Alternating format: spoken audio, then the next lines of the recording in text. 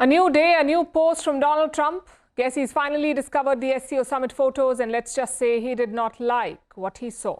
Indian Prime Minister Narendra Modi, Chinese President Xi Jinping and Russian President Vladimir Putin all smiling, all huddled together, standing in the same frame this week. And Donald Trump? Well, he couldn't help itself, it seems. On Truth Social, he has finally fired away, and this is what he said, I'm quoting, "Looks like we've lost India and Russia to deepest, darkest China. May they have a long and prosperous future together." Yes, that's a real quote. Clearly, the picture stung. They rattled him enough to go public with a post like this, because to Trump, this is not just a photo op. It's a picture of America getting left out. And it's understandable. Donald Trump is waging a trade war on the whole world. He has sanctioned India for buying Russian oil, a purchase that Washington itself encouraged for the last 3 years. His advisors are lecturing India every day. They're playing good cop, bad cop. So no, Trump did not lose India. He pushed India to look for other partners. And here's the other irony. Donald Trump may see India slipping away, but the rest of the world sees India stepping up as peace mediator for the war in Ukraine.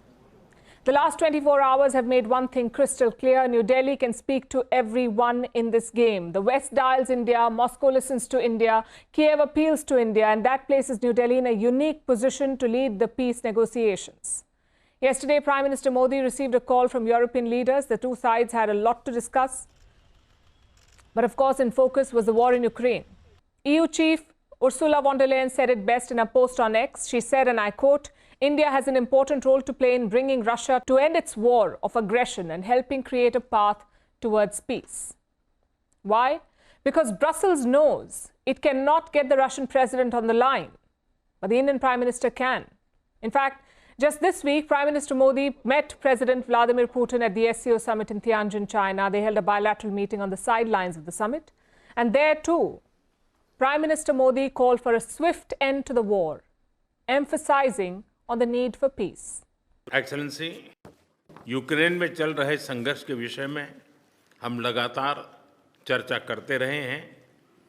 हाल में किए गए शांति के सभी प्रयासों का हम स्वागत करते हैं। हम आशा करते हैं कि सभी पक्ष कंस्ट्रक्टिवली आगे बढ़ेंगे।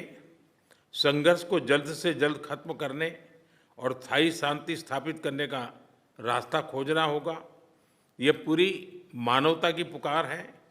Prime Minister Modi and President Putin also rode in the same car. They spent almost an hour together in the car. And what did they discuss? Well, Putin says they talked about the Alaska meeting, his meeting with Donald Trump. Modi and Putin talked about it in detail in China. I shared with him what I had discussed with Trump at the Alaska summit, and we planned the way forward. Meanwhile, India is also in touch with Kyiv. India's Foreign Minister, Dr. S. Jaishankar, also spoke to his Ukrainian counterpart. Kyiv admitted that it relies on India and India's quote-unquote authoritative voice. That's diplomatic speak for one thing. We need you in the room.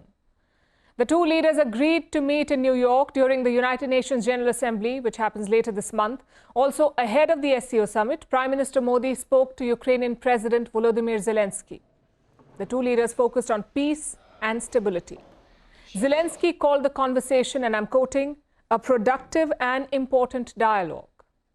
He took to social media to add that India is ready to make the necessary efforts and to deliver the right signal to Russia.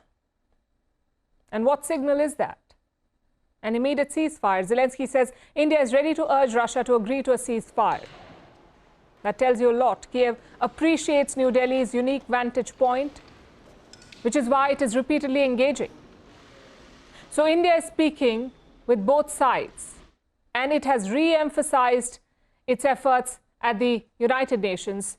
Prime Minister Narendra Modi remains in touch with President Putin, President Zelensky, and European leadership on the evolving situation. We believe all these diplomatic efforts hold the promise of bringing to an end the ongoing conflict in Ukraine and opening up prospects for a lasting peace. That was India's ambassador to the United Nations, P. Harish. He reiterated what has been India's position since the war began, that we need dialogue over battlefield, diplomacy over destruction. So Trump may thunder about brokering peace, But diplomacy is not a TV show. It is about trust. And right now, India has it. The West trusts India because it has remained neutral. Moscow trusts India because it never lectures. Kyiv trusts India because it has not abandoned dialogue. And this combination makes New Delhi the rare capital that everyone is willing to engage with. And let's be clear about one thing. India did not set out to be the world's peace mediator. It is not sending planes of negotiators or even promising miracle deadlines. What India has done is keep its channels open, its message consistent, and its diplomacy pragmatic.